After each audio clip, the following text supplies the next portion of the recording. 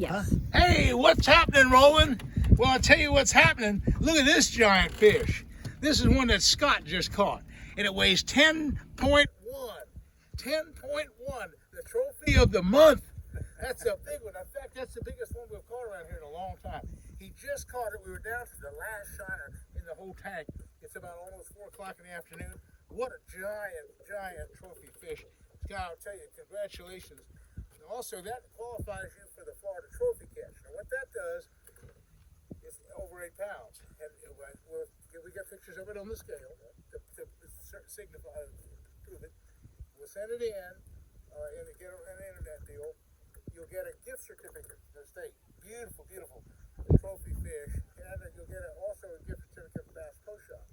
And the other prizes as well. But that's a monster bass, folks. That's a monster bass.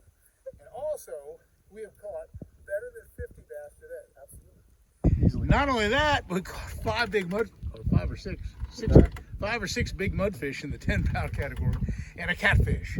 So we went through 110 shiners, get bit on every single one of them. Pretty much on every single one. But folks, that right there is what everybody comes to Florida for. That is a Florida monster bass, 10-pound fish. And that is just a phenomenal fish. But also in this lake where the headwaters, it's a mandatory catch and release. So if you would, just without moving the camera a whole lot, just because it might knock it off, why don't you just release the fish? We're taking pictures of it. If you could, just put it in the water and let it go. And what a beautiful trophy bass that is. That's a trophy bass and a half. It's a trophy bass. Look at that size of that bass. Oh, there it goes. Well, I'll tell you what, folks. What a week. We have had so much good fishing this week. Today was a sensational day. Scott has caught 3 other bass over 6 pounds. So today he's caught the 10, a couple on the 6.5 pound class, plus a couple 5-pound fish. Hey, is it not a fantastic day? It was like, can't ask for more than that. Can't ask for more than that. This is just as good as it gets. Now that's what's happening right now at the headwaters. Also, I might mention that what we have here is we have a guy at this landing. He does a creel study, and he'll ask everybody what they caught. And about a third of the people might fish shiners, a third of them fish plastic worms or topwater. But everybody seems to catch a few fish. It's not this one single buddy. We might be the top. I'm going to say we're the top today. with 5 or 6 monster bass in the credit and a whole bunch of other big fish, 50-something bass. So we're probably the top bass.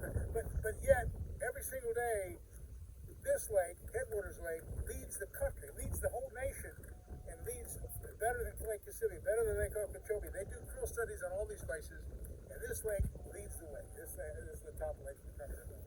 So while it's so hot, I live 4 hours from here. I live all the way down in Naples, and of course you see me fishing Okeechobee for years and years and years. But I'll tell you what, Headwaters right now is the better lake. Much better than Okeechobee. Much better than any lake. That's why I'm here. I'm 4 hours away from home. But you can't beat this kind of fishing. It's just absolutely phenomenal. Also, all week I've guided almost every day. We had not quite as good a fishing as we had today, but we had other great days. For the other day, I had this one guy had 44. Steve had 44 bass. Roland had 2. And how that works, like today, Scott has caught about 40 bass.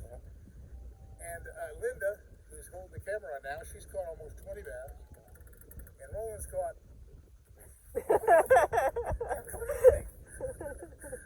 See, it's kind of like when you're tropic fishing, you have a designated angler.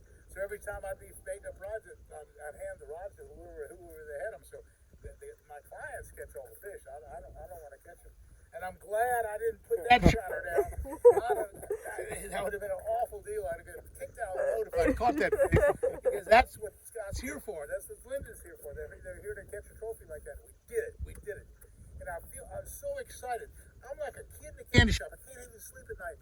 Because when I think of fish like that, and it's so vivid in my mind, each and every day I think I'm going to catch one like that. I don't.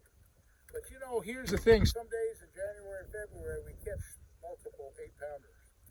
So I've averaged pretty much an 8-pounder a day. Now this week we've taken 2 other bass over 8 pounds. And last week we took 3 other bass over. So we are catching like every other day an 8-pound bass. Yesterday I think we had, well anyway, we didn't have 1 8-pounder this week. I had a 8 and a half and a couple 7.5. Anyway, that's the kind of fishing we have here at Headwaters. Oh, by the way, Linda, how much time have we had? How much? About little less than 3 minutes. Oh, 3? Yeah, 3 minutes. Is that all? No, it's 5 minutes, 23 seconds. Huh? 5 minutes? Yeah, we've been talking. I thought you wanted to do so 8. Yeah. So what I'm trying to do is I'm trying to make these little what happening things 8 minutes long. And so what I wanted to talk about was real quick was the way we are shiner fishing, and that is right now we're using this circle hook.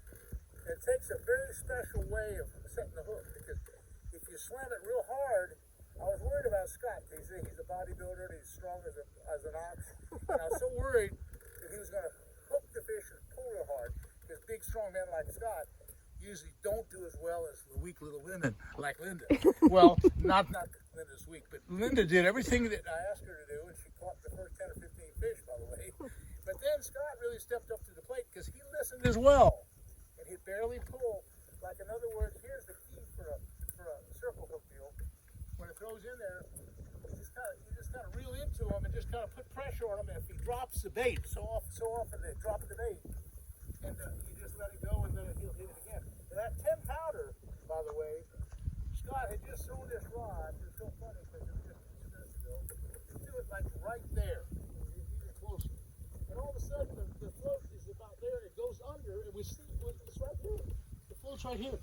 He sets it up, and a big 10-pound bass is just right here in the water. It's an amazing kind of a deal.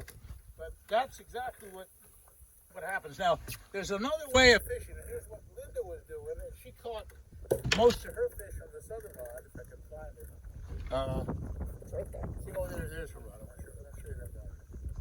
Okay, what she's doing, and here's also what pays off really well. She caught several 4-pound fish, 5-pound fish. This is a light little weight favorite rod and reel. It's one of my favorites. It is a favorite by the company of favorite. It's a 20-pound test braided line, and we have about a 6/0 circle hook. This is a Yamagatsu circle hook. This shiner is dead. It doesn't really. We're out of shiners anyhow. We're using shiners that small, and some of them a lot bigger. The one that Scott, the 10-pound bass that Scott just caught, was on a shiner twice a day. But basically, what Linda did, and she caught her 20 bass by throwing out in this open water, just kind of like this. She threw out there. There's like a ledge out there. It's not deep water. And she just let it sit, and all of a sudden, the fish would just take off. And she caught fish after fish after fish. And not only that, but sometimes she'd catch them on a dead. I don't know how many, Linda, how many did you catch on a dead bait? Probably about 7.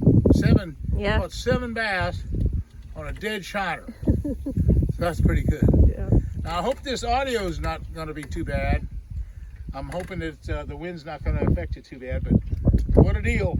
I tell you, folks, it's Headwaters is alive and well. So I'm telling you what, folks, you can really have a ball doing it. So thanks for watching. I hope we've shown you a few things about the great fishing here at Headwaters, and probably taught you a few things about how to catch a big bass on a shiner as well. And so we'll see you again soon. Thanks for watching.